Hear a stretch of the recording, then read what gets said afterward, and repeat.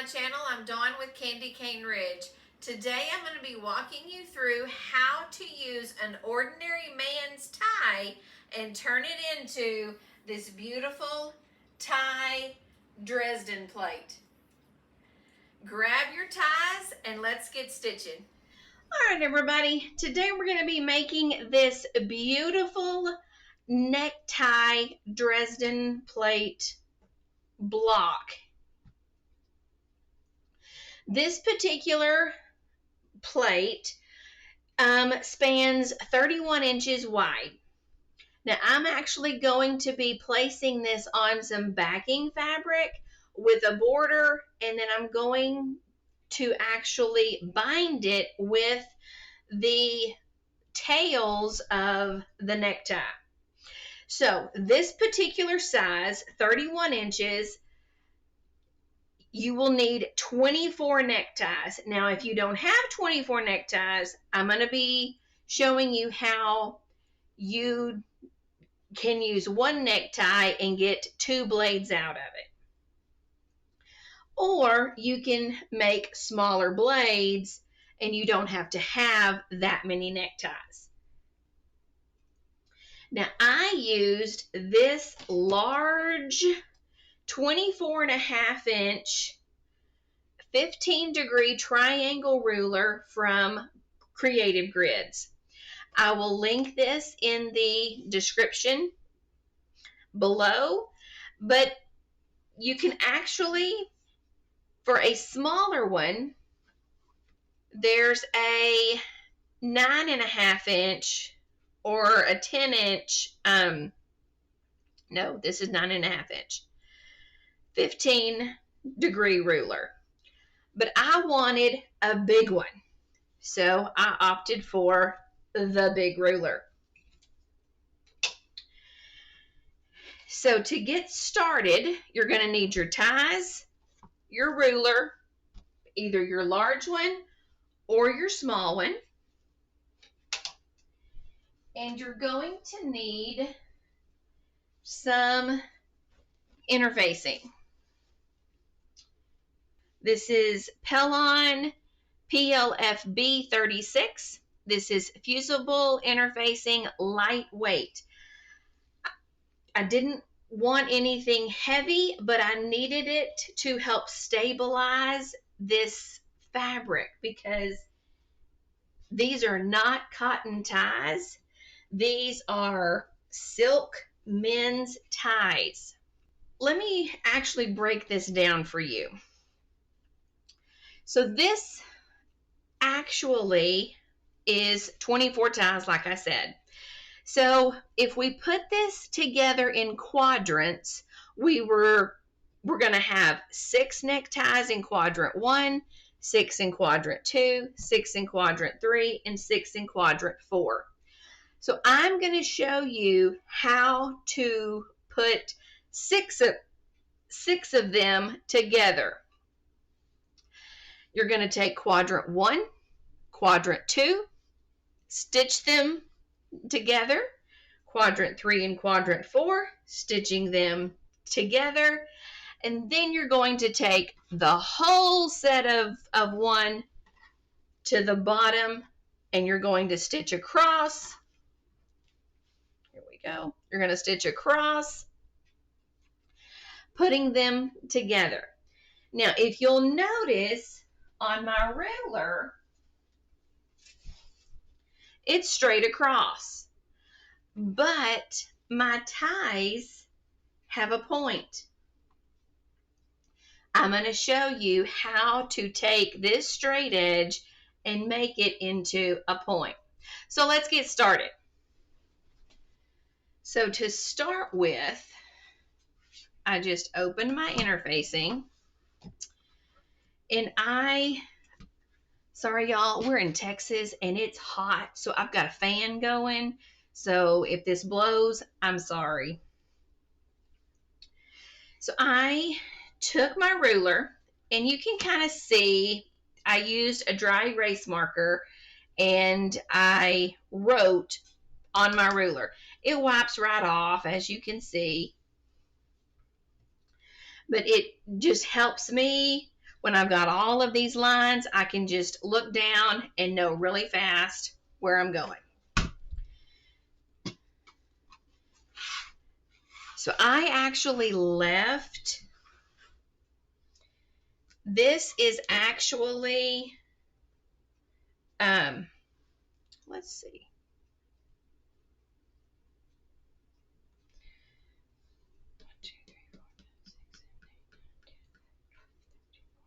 This is actually 15 inches wide.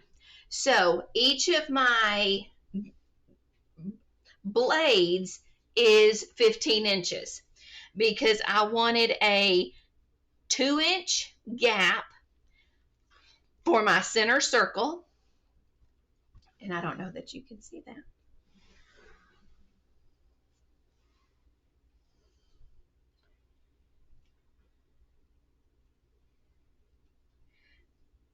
So my interfacing is actually 15 inches wide. So using my ruler, I placed it on the 16 and a half, because I'm using a 1.5 inch gap. That's my center circle down here. So I'm placing my ruler up here, lining it up on my 16.5 inch, and then I'm lining it up along the edge, and I just took a marker and drew a line, and then I flipped it, lined it up with my 16 and a half. I don't know why I keep saying 17. Lined it up at the top with my 16 and a half. Down here, 1.5, and I drew a line. I just alternated, so I didn't waste any of my interfacing. So I've got 1, 2, 3, 4, 5, 6 of them marked. Now, what I'm going to do, I'm just going to use this as a straight edge.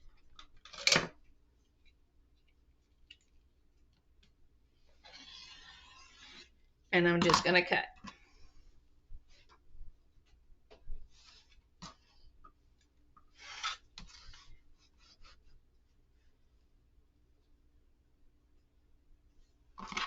And I'm going to cut all of these apart.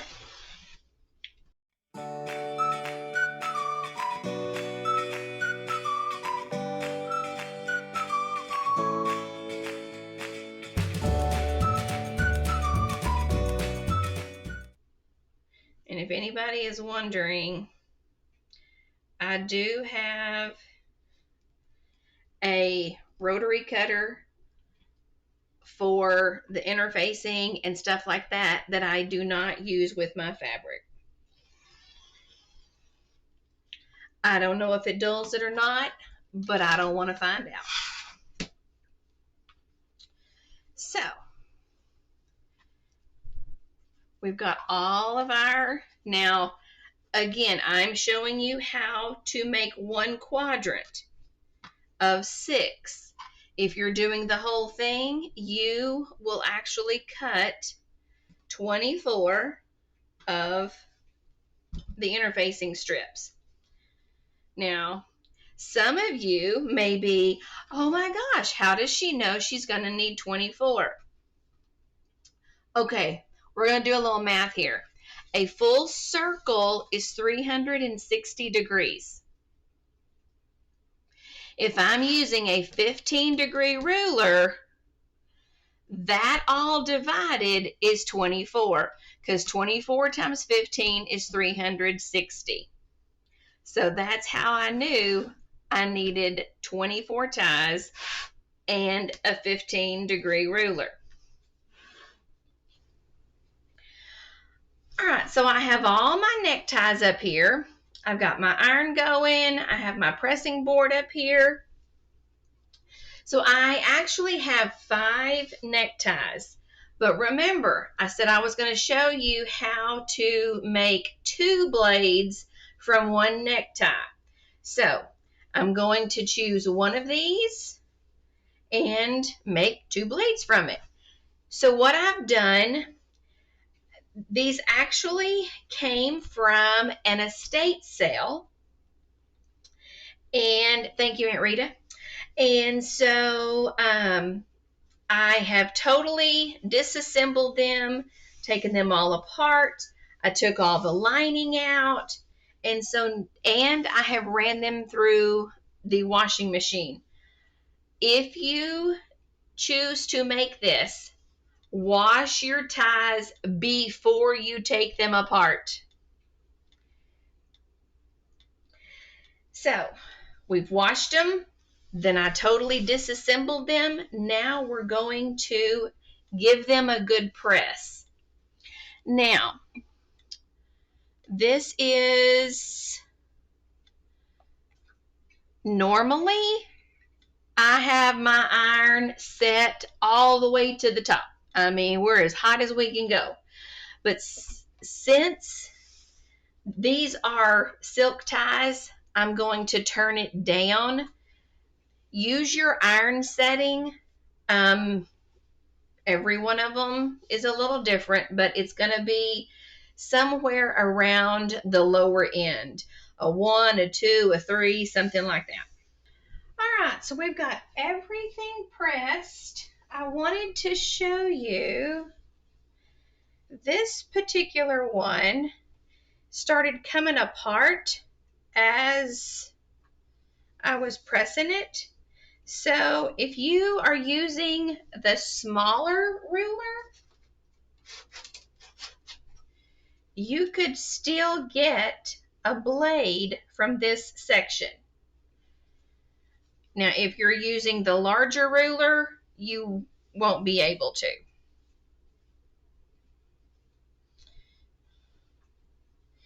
And then down here, I don't know if you saw or not, but I forgot to take this piece out.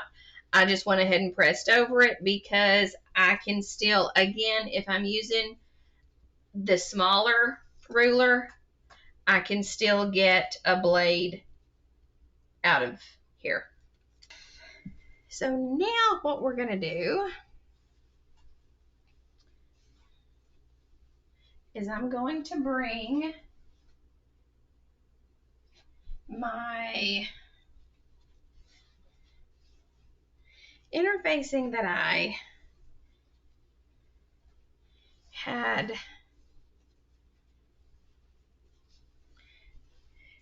now. If you have one that pressed out real nice like this, you could get 2 blades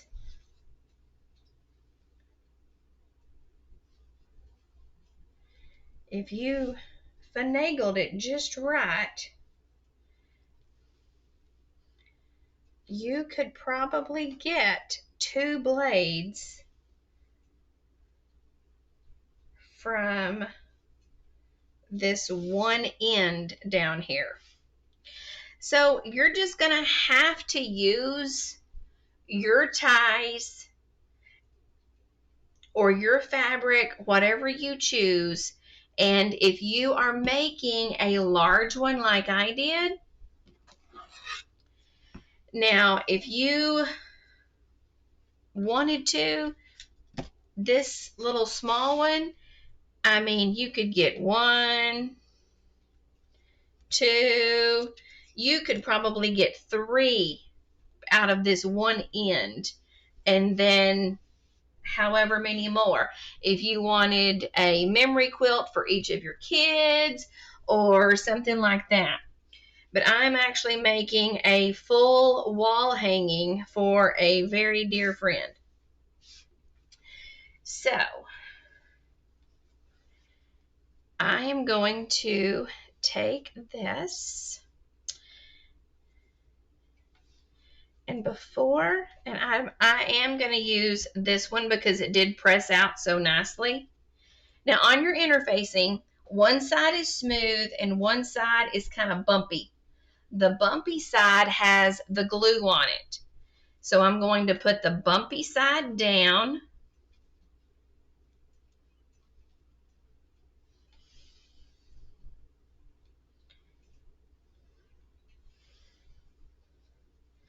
And I'm going to actually press this one first. And it doesn't matter to me where these lines are on there.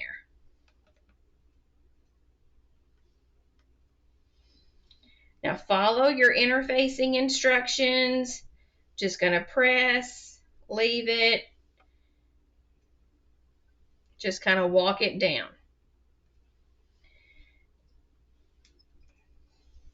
And if you're still asking why is she using interfacing, because this fabric will walk. This one is gorgeous. This one, what would be really cool is, and we may do that, I'm going to take one and put on the back side to have the crosses and the I love Jesus show up. And then I'm going to take another one and put on the front side and use this as a top. So I'm just going to use this as a placement guide so that I'll know that I do have enough room.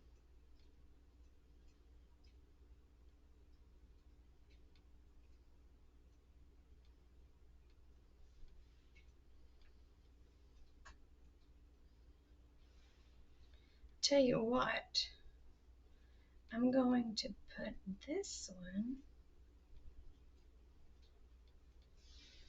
as the I love Jesus.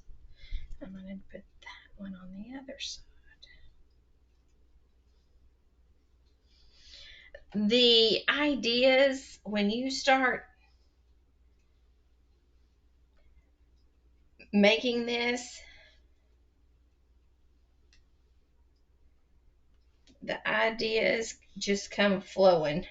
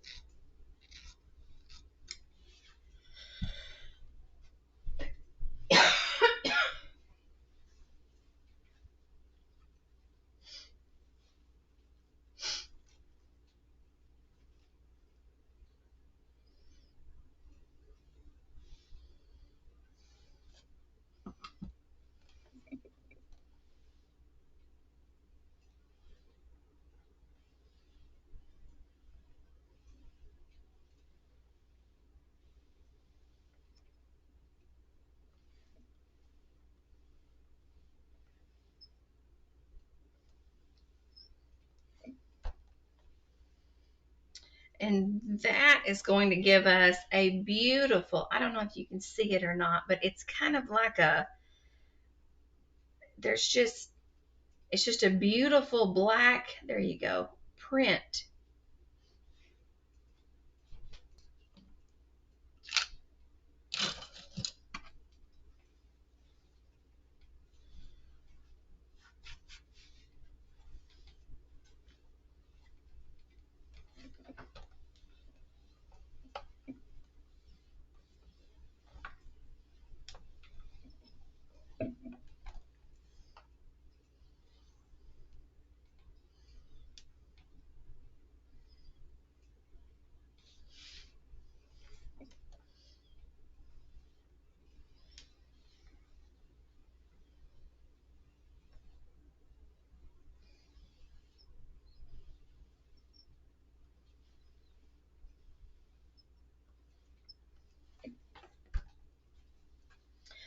All right.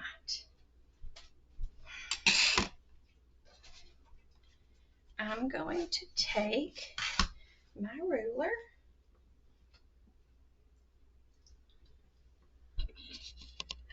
all moved.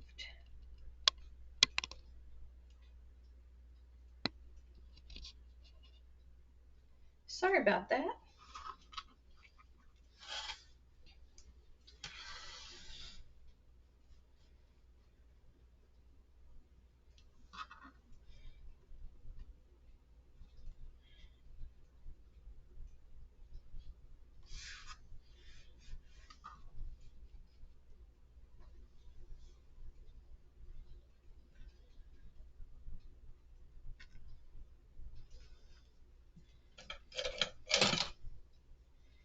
Now I'm just going to follow my interfacing.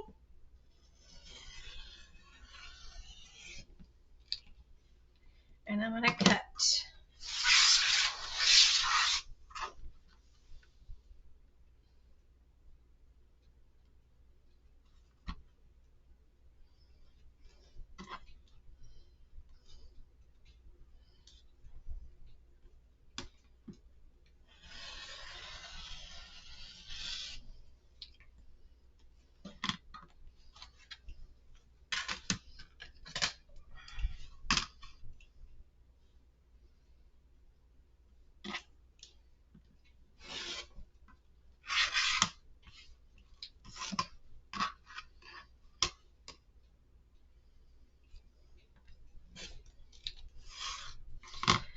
All right, and this is a blade.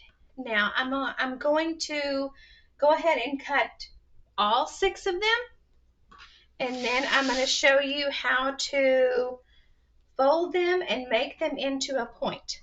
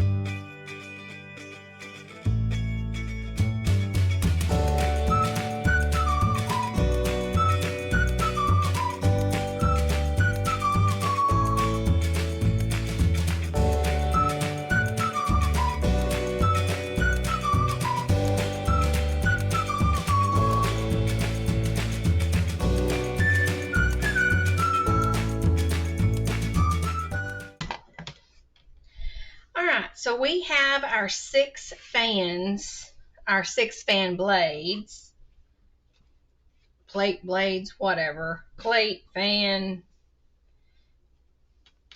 Okay.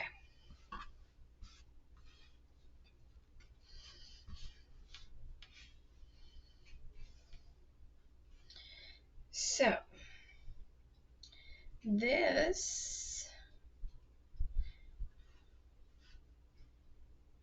depending on your color scheme, whatever, this is kind of what it's going to turn out to be. This is 1 quadrant. Now let me show you this.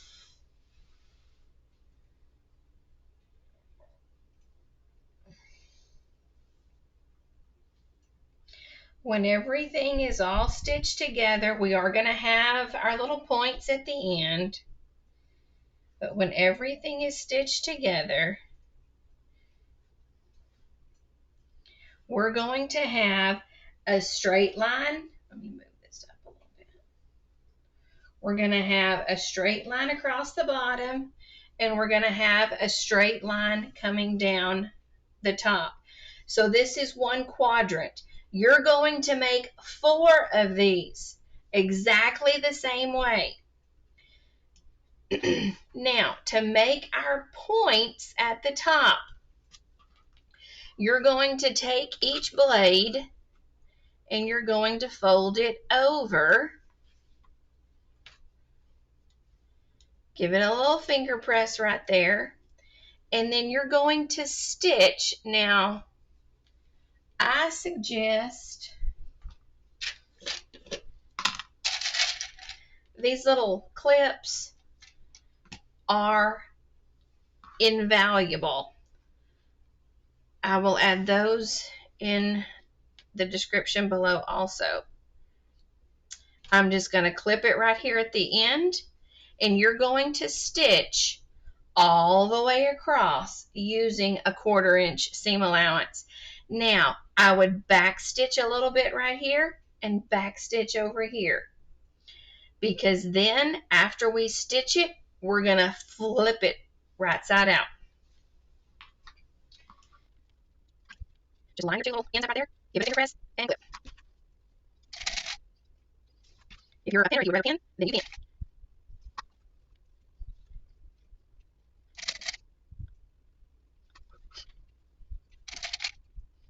Now, I'm going to take all these to the sewing machine and I'm going to run them through one right after the other. And I'm going to stitch all the way across. Back stitch, stitch, and back stitch through all 6 of these. Just one right after the other.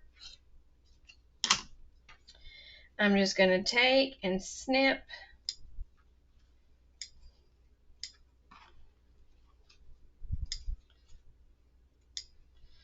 these apart. Now, here comes the fun part. Take your scissors, and so here's where we stitched right there. I'm going to take my scissors and I'm going to cut at an angle. I'm going to cut that little tip off, but I'm not going to cut my thread. Let me show you that again. So I'm going to come in. So that way I get some of the 1/4 inch out of the way, and it leaves just a little bit of fabric up to that stitch line. That's going to make us have much nicer points at the end.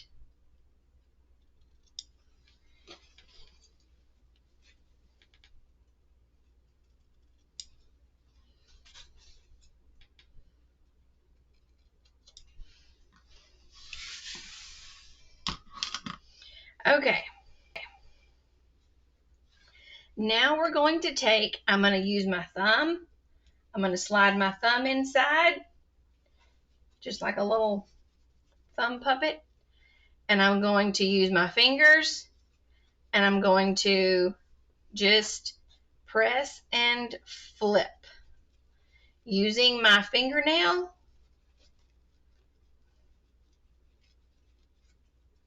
And then I'm going to straighten that out. And there's our point. Now on the back, I'm going to try and look inside and smooth out. Can you see that in there? So I'm going to try and make that go in one direction, lay it down. If you need to, you can use the lines on your mat. So I've got it down here on a line, trying to keep it straight. My point is on my center line up here, and then I'm just trying to make sure that this is going to be and it's going to be even. Now, I'm going to put a little clip here, and I'm going to put a little clip over here. That's going to kind of, well, I had thought, oh, I'm just going to press that. Well, I don't have my mat down here. So I'm just going to leave those right there for a minute. We're going to come, I'm going to stick my thumb in and flip it or turn it around, kind of smooth that seam out to where it lays to one side. Now I've got a chopstick. My daughter loves Chinese food, but you can get these at the dollar store, or next time you go eat Chinese, you can take you a little goodie bag of chopstick home. So I'm just going to put this in here. Okay, again, I'm lining it up right here, lining it up. I'm just kind of eyeballing the center on my line with my point on my line, and just going to kind of smooth this out.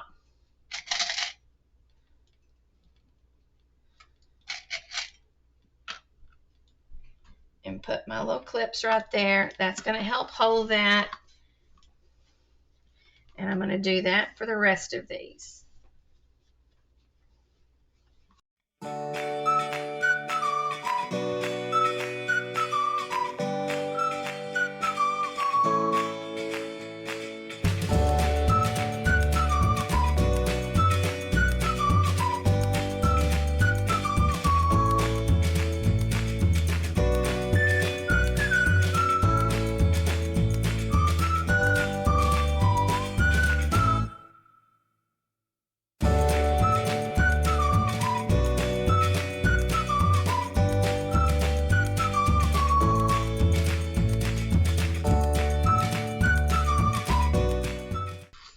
Okay.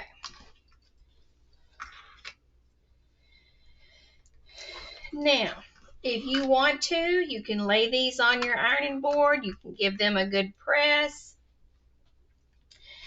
I'm going to lay these back out in the order that I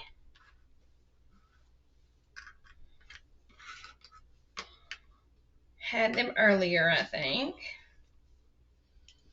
So now we're going to take this one quadrant and we're going to break it up into groups. This group of two, this group of two, and this group of two. I'm going to take right sides together, lining up at the bottom. Now remember, this is the side I want to stitch together.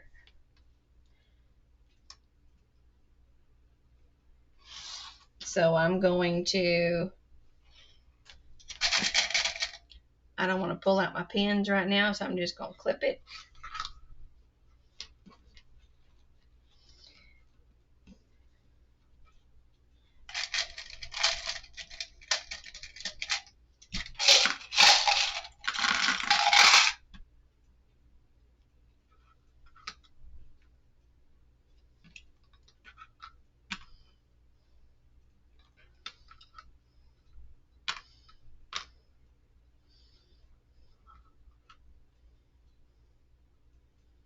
All right. I'm going to stitch down using a 1/4 inch seam allowance. I'm going to back stitch at the end. I'm going to back stitch up here at the top. This is one set of two that I'm going to do. Then I'm going to take these two,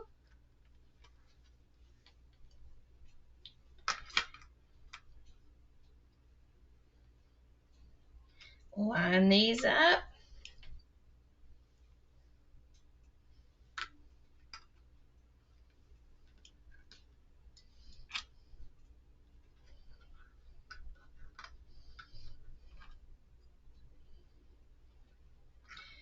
Because this fabric is a silky material, it will slide. That's why I like, again, I'm not a pinner, but I do want to have something here to help me keep these together because they will walk.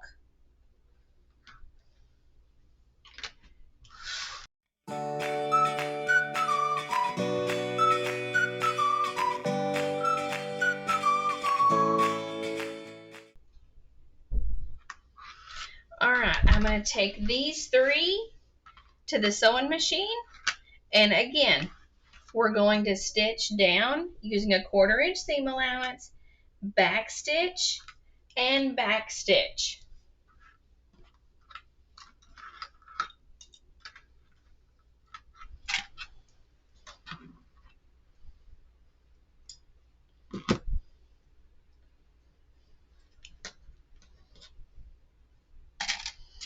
Okay, now I'm going to finger press this to one side.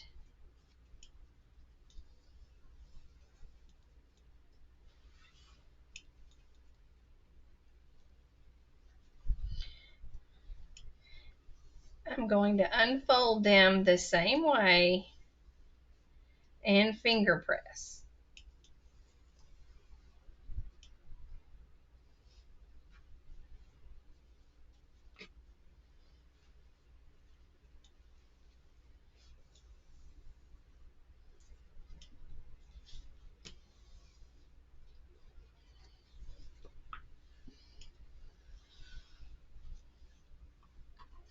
So we have our 3 sections of 2 stitched together.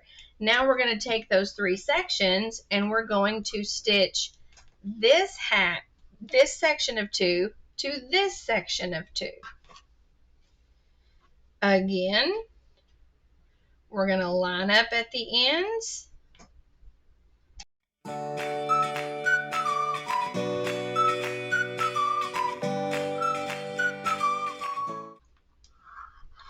And then we're going to stitch this together.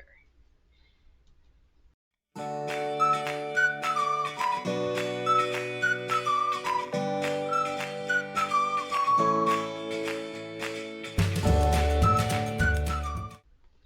right, I'm going to go stitch this, back stitching and back stitching, stitching a 1/4 inch seam on both of our seams right here.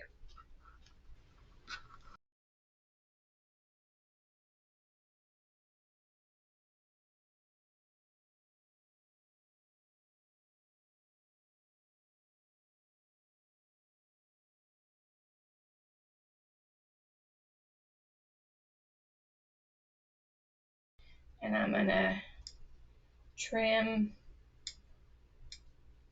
my little threads.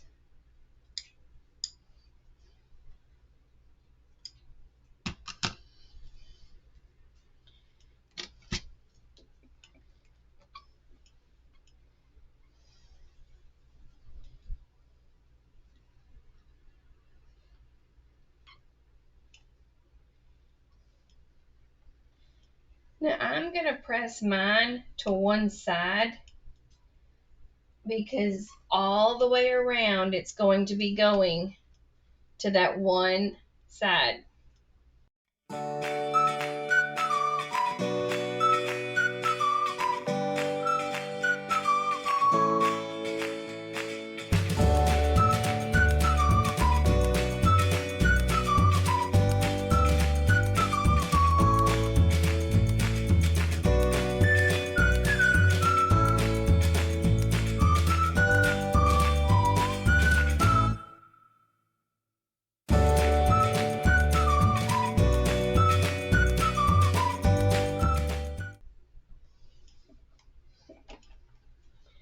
All right.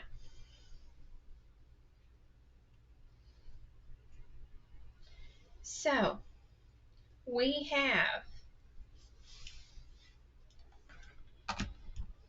one of our quadrants. You need to make 4. I've shown you how to, if you have a fabric that is wide enough, like this one, I got 2 different, the lines are still going in an angle. I got 2 blades out of that one tie. This particular tie, this is the inside and this is the outside. So I showed you another way of getting 2 different looks out of the same tie. So once you get all 4 of your quadrants made, you're going to stitch quadrant 1. Let me go get my big one.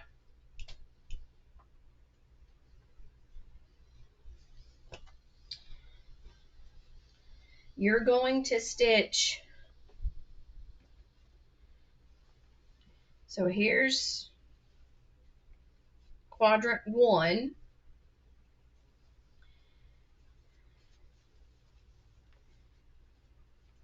Or you could say this right here is quadrant 1 and this is quadrant 2. Just like we stitch these together, you're going to stitch quadrant 1 to quadrant 2 exactly the same. You're going to take quadrant 3 and quadrant 4 and you're going to stitch them. Again, you're going to back stitch at the end, back stitch at the top, stitching with a 1/4 inch seam allowance. So you're going to have a bottom and a top. And then you're going to stitch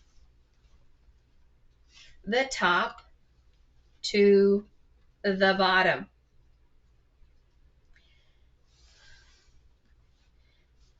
Now you still have a little center hole in here. You know that tie that I didn't use because I used the back side of that one? I can take a lid, a coffee cup. You know what works really good? Is the lid to a mason jar or a mayonnaise jar. Because I could fussy cut if I wanted that in the center.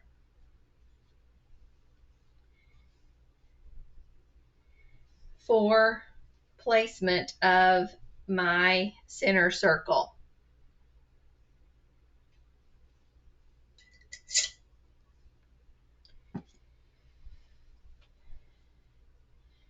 Now, I intend to take this one and add it onto a piece of gray fabric. And I'm going to border it in burgundy because there's lots of grays and burgundies in these ties.